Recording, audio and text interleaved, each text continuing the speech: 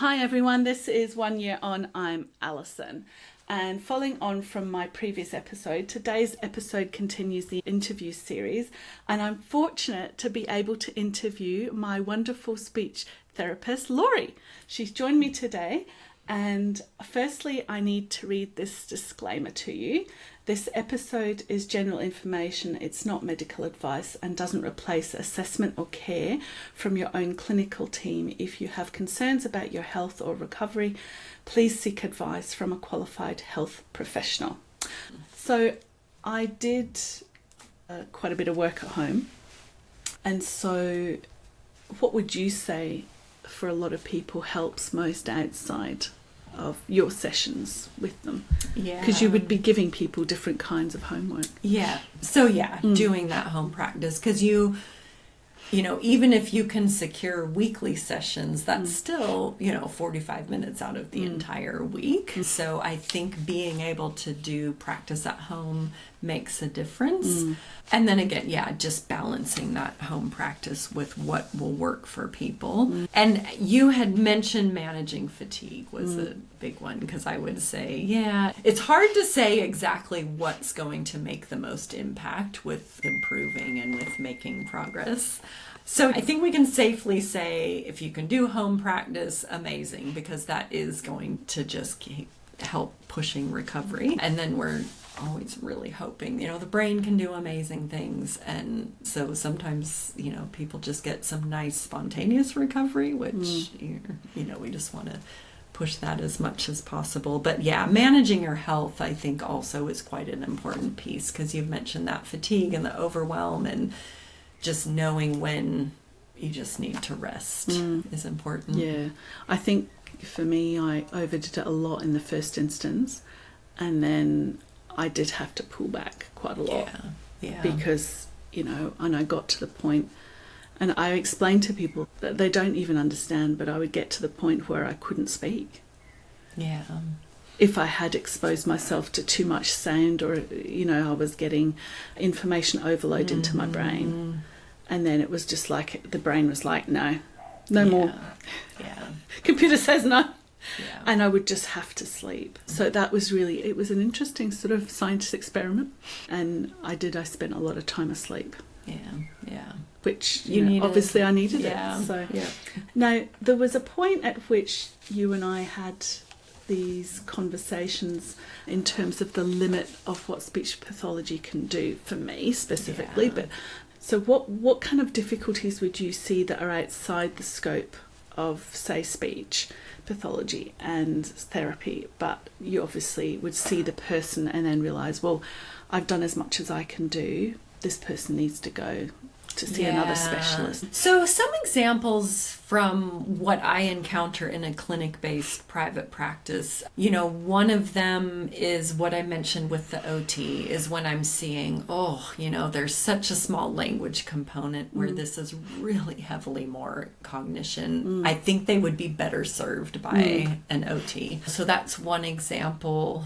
Another one I think is sometimes we just see such an impact with mental health. So if someone is really struggling with depression, maybe a history of PTSD, like those things, we work with that, of course, but sometimes if it's really impacting, they may benefit from more of a focus on psychology for a time being. Ideally, we can do both, and you have a whole team and you're getting all the professionals, but I realize when people are in a situation they're paying out of pocket, sometimes you have to prioritize. It's very interlinked, isn't it? Yes, yeah. And I think and so a couple others I wanted to mention. So the other one is Brenda Bella's speech therapy is primarily clinic-based. We can do the occasional off-site visit, but we're generally a clinic-based service.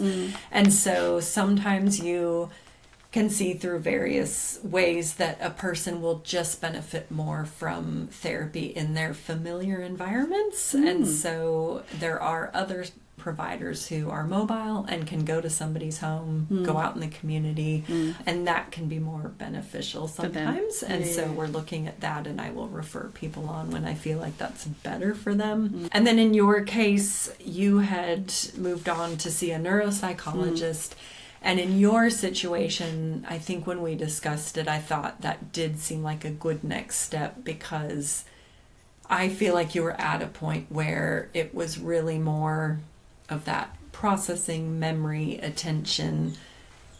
And my understanding as a neuropsychologist can just do a bit more of an in-depth, extensive assessment in those areas. And I was hoping that they'd be able to provide additional support strategies. So that was where we left your speech therapy journey. It was, wasn't it? It's always a bit bittersweet, though, when you have such a great relationship with your speechy. Yes. And then, it sort of comes to an end, but, graduating from the therapy sort of aspect of it, and you realise that you are getting better and you have to move on. I mean, I wasn't with you for very long, but with people that you see for a long time, you know.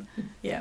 And I just wonder how people are doing. I'll remember people and think, oh, I wonder how they're doing. Yeah. So it was good for me, I suppose, to be able to say, oh, I'm on the ABC tonight, or I'm on the radio, and then I'm doing this podcast and things like that. I suppose maybe now we should think about things that you would like and wish that every stroke survivor knew about communication recovery.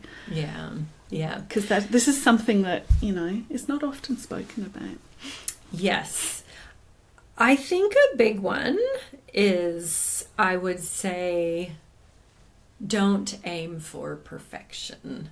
Your communication will get better, and so as much as I can say, really, keep trying, because, you can make improvements.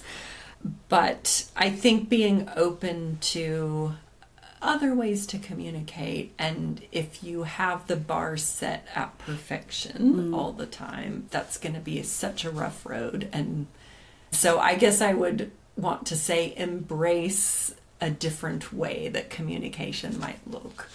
Because an example would be, if somebody is telling me something, gets stuck on a word, but they use a gesture and I know exactly what they're saying. Well, that's communication success. And so when someone's like, oh, but I couldn't say it, that's fine. You're still understanding. It's okay. We want that communication success. And so I think there is a balance there with, yes, if you've got the motivation and drive, go for it. But at the same time, give yourself credit for the wins, and don't just have that bar of I must be able to do it this way. Yeah. I think that was my problem. I spent a lot of time beating myself up. And just in general, because for me it was about, it's not going quickly enough. You're not improving quickly enough. Oh, and I don't know that I knew that. It's not necessarily with you, just in general. In general, because it was like, well, you will get better. Well, I want it now. I know. And that's the hard thing too with messaging. And you would have feedback on this, because you will get better, but at the same time, that's probably not super helpful to hear, because it's like, well, when? How much? And those are the things that we can't answer. No. So it's quite difficult. It's the piece of string. Yeah. How long is the piece of string? Yes. And you're taking a stab in the dark. And certainly the neuropsychologist said to me, well, we say 24 months. Now, and she also said, it can be anything up to 5 years, and you can still get gains, but the most amount will be within the 3 to 6 month period. Then you'll get another big sort of leap around about the 9 month, and then around about the 12 month, and then the 12 months to 24 months, you'll still make gains and improvements. And then there's still, because the brain is always changing. You will still, yes. Yeah, so I still push myself. I've been still doing brain training stuff. Because that's what the research has shown now, that years post, there's a chance to still make a bit of improvement. Yeah, I noticed a stepped sort of situation. It sort of plateaued for a little bit, and then it would make what I would feel like I was making quite a big leap, and then there would be this sort of thing, and then that I got to the point of going, ooh. And just before the leap, I noticed, it was quite funny, just before leaps I would be feeling quite vulnerable, and then there would be a big change and improvement. So it was like, you know how the babies have these wonder weeks sort of thing, this sort of developmental growth spurts, and then that's what it was like for me. I had growth spurts and or improvements or whatever you want to call it, and then it would be that period just before I would just be feeling very emotional. And so, I mean, I don't know that it's necessarily the same as being a baby, but certainly that's what I could, looking back on it. Yeah. And once it happened a couple of times, I was able to reflect, and I'd go, hold on, we've been here before. Yeah. What is actually going on? Yeah. And okay, when this happens, can I predict what's going to happen? And then if I would see it, I'd go, okay, maybe that's what's going on.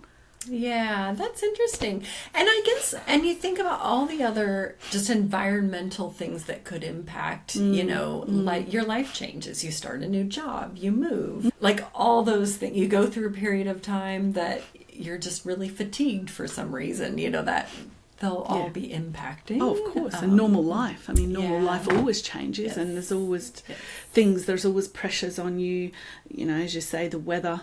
Yeah. Say, you know, in the last month it's been horrific here for me. I've not coped with the heat. So I think a lot of women our age don't cope with the heat especially well. And then it's sort of, you know, that impacts you. And if you're sleeping poorly or, you know, you're having issues in other ways. So it is interesting, isn't it? If you've liked this episode, please like, share and subscribe and leave a comment.